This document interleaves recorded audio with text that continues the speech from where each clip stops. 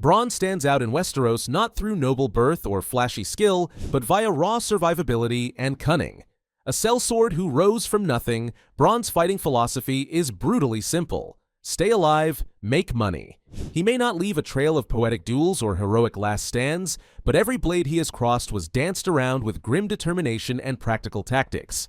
In his trial by combat at the Eyrie, Bronn turned the tables on a heavily armored knight, Ser Arthur Dayne, employing speed and endurance rather than brute force to wear down his rival. His style isn't about honor or glory, but the efficient end of the fight on terms favorable to himself. Bronn's refusal to fight Gregor Clegane, the Mountain, is not cowardice but calculated wisdom. While many charge into battle on pride alone, Bronn knows when a challenge is suicidal. His battlefield IQ and street smarts have saved him repeatedly where pure strength or skill would have failed. This pragmatism extends to teaching Jaime Lannister new tricks after his sword hand was lost. Bronn's dirty fighting style and adaptability made Jaime lethal even when disabled. In Westeros, where many die for honor, Bronn fights for himself, and that deadly self-preservation instinct makes him one of the most dangerous men alive. Khal Drogo represents the raw physical prowess and battlefield charisma of the Dothraki, a fierce warrior culture that thrives on speed, ferocity, and mobility. Known as the undefeated warlord whose braids symbolized every undefeated fight, Drogo wielded a curved arrock with terrifying skill. While his style differs significantly from the Westerosi traditions of armored jousts and duels, it was tailored perfectly for the swift, violent skirmishes and horseback combat dominant on the open plains of Essos. Drogo's strength lies not just in his weapon's deadly dance, but in his near-mythical physicality and combat instincts. Tales of him defeating opponents without weapons, including a notorious event where he tore out a challenger's tongue with bare hands, highlight his brutal efficiency. Despite his dominance among the Dothraki, Drogo's fighting technique would face challenges in Westeros's heavily armored battlefields. The Arrock's curvature and slashing tactics struggle against plate armor, a fact noted in the books by George R.R. Martin himself. His eventual downfall, caused by an infected wound rather than enemy steel, underlines one of history's cruelest ironies. Even the mightiest warriors can fall to frailty. Still, in terms of raw combat skill, leadership, and intimidation, Khal Drogo earns his place among Westeros's most legendary fighters. Jon Snow's path from bastard to battle-hardened leader is marked by more than luck or plot armor. His skills with a sword reflect years of rigorous training and brutal combat experience. Trained in Winterfell by Roderick Castle and constantly sparring with his half-brother Robb, Jon laid the foundation for effective swordsmanship early on. What sets Jon apart is the variety and intensity of his combat encounters, ranging from wildlings and raiders to the supernatural threat of the White Walkers. His weapon of choice, the Valyrian steel sword Longclaw, adds to his lethality. Jon's quick thinking in battle, such as recognizing the unique ability of Valyrian steel to kill the undead, demonstrates an adaptive mind as well as sharp skill. His leadership during key battles, such as the Battle of the Bastards and the Battle of Winterfell, has him repeatedly brushing with death and prevailing, often against overwhelming odds. While he may lack the refined technique of Westeros's legendary duelists, Jon's relentless determination, battlefield savvy, and ability to inspire and command make him a formidable warrior in his own right.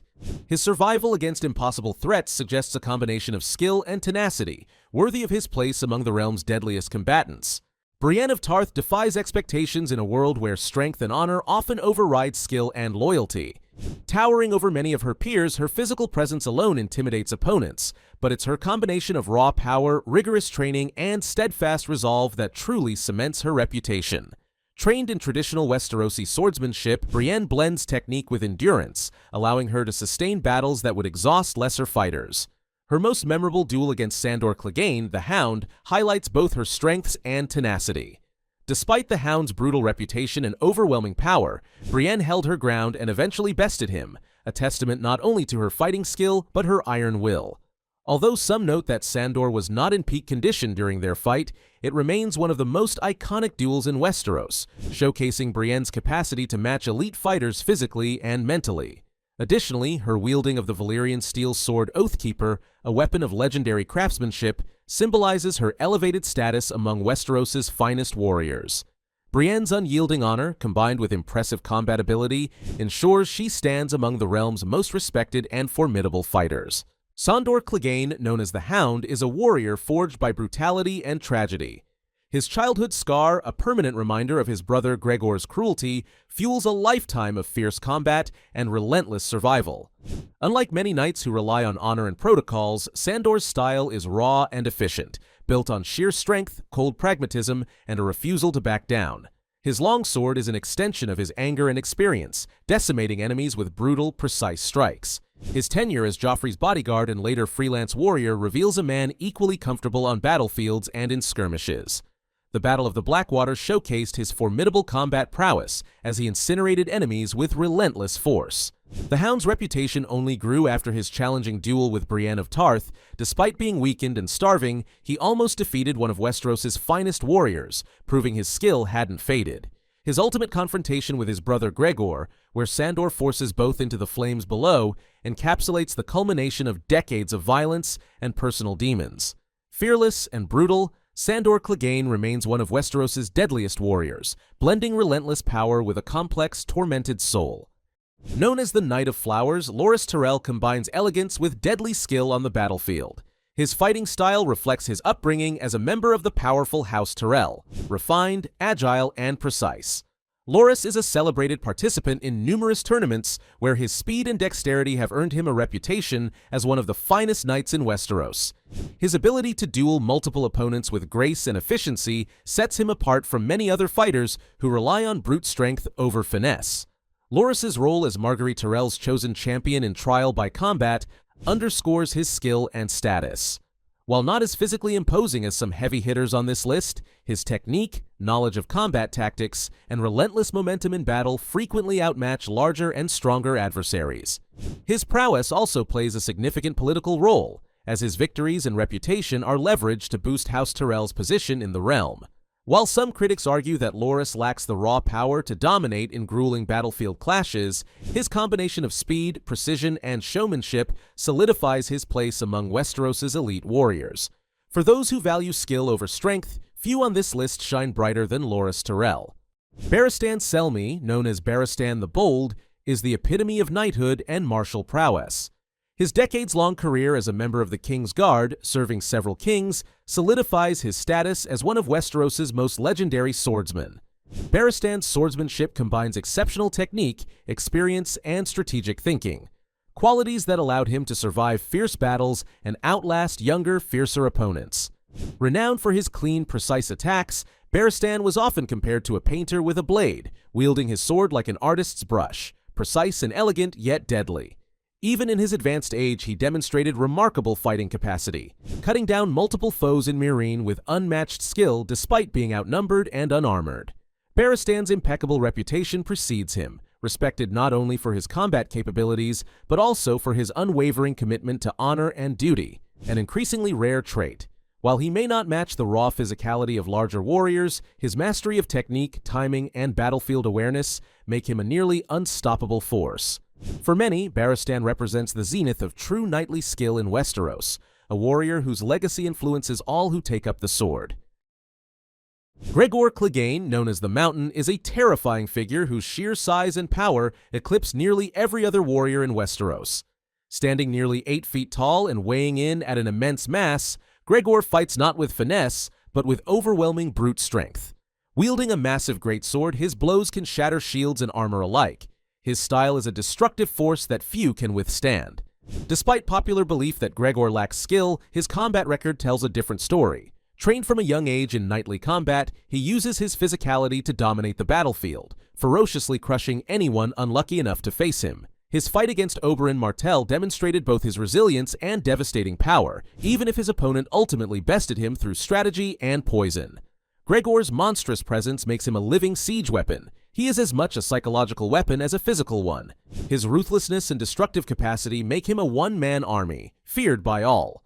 While he may lack the technical elegance of other swordsmen, his combination of size, strength, and lethal intent makes the Mountain one of the most dangerous fighters Westeros has ever seen. Jaime Lannister, known as the Kingslayer, is widely regarded as one of the finest swordsmen Westeros has seen. Trained from an early age under masters like Barristan Selmy and Arthur Dayne, Jaime's skill with a sword is marked by precision, speed, and deadly confidence. Unlike warriors who rely on strength alone, Jaime's style blends agility and technique, allowing him to outmaneuver foes with an almost effortless grace. His swordsmanship earned him a place in the Kingsguard at a young age, an honor few achieve. Jaime's duels, such as those with Ned Stark and Brienne of Tarth, highlight both his remarkable talent and, at times, his arrogance. His overconfidence has cost him dearly, most notably when he lost his sword hand, an injury that stripped him not only of his primary weapon, but of a significant part of his identity. Despite this setback, Jaime's legacy as a swordsman remains firmly intact. His ability to dominate opponents during his prime makes him a fearsome presence in any fight. Jaime's story is a complex tale of skill, pride, and redemption, embodying the tragic complexity of Westeros' greatest warriors.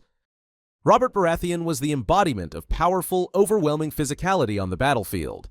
Unlike the meticulous duelist, Robert fought with raw strength and unrelenting aggression, wielding a massive warhammer with devastating effect.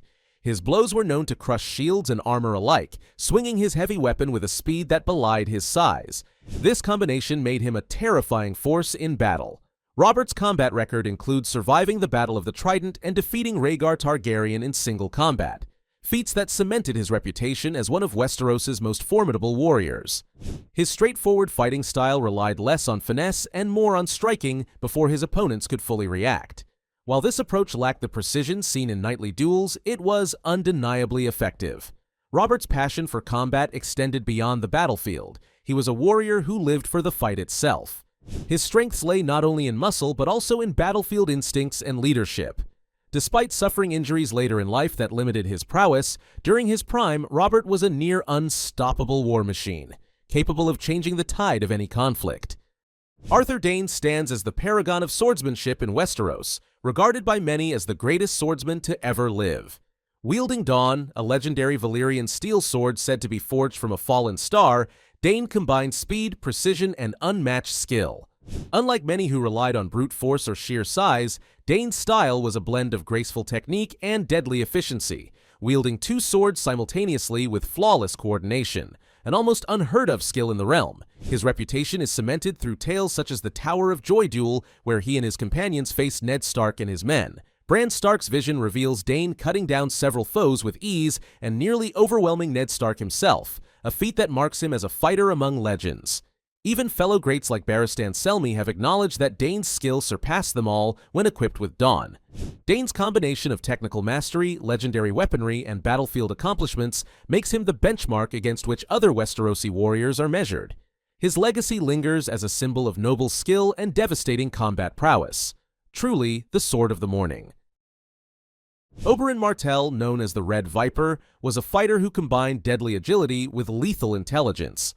Unlike many Westerosi warriors who rely on brute strength or formal training, Oberyn's style was unorthodox, swift, and poisonous, both literally and figuratively. His favored weapon was a spear tipped with deadly poison, and his lightning-fast attacks were designed to exploit every weakness in heavier armored opponents. Oberyn's combat philosophy centered around mobility and precision, striking quickly and retreating before retaliation. His duel with Gregor Clegane, the Mountain, showcased this perfectly, a savage dance of speed versus power. Though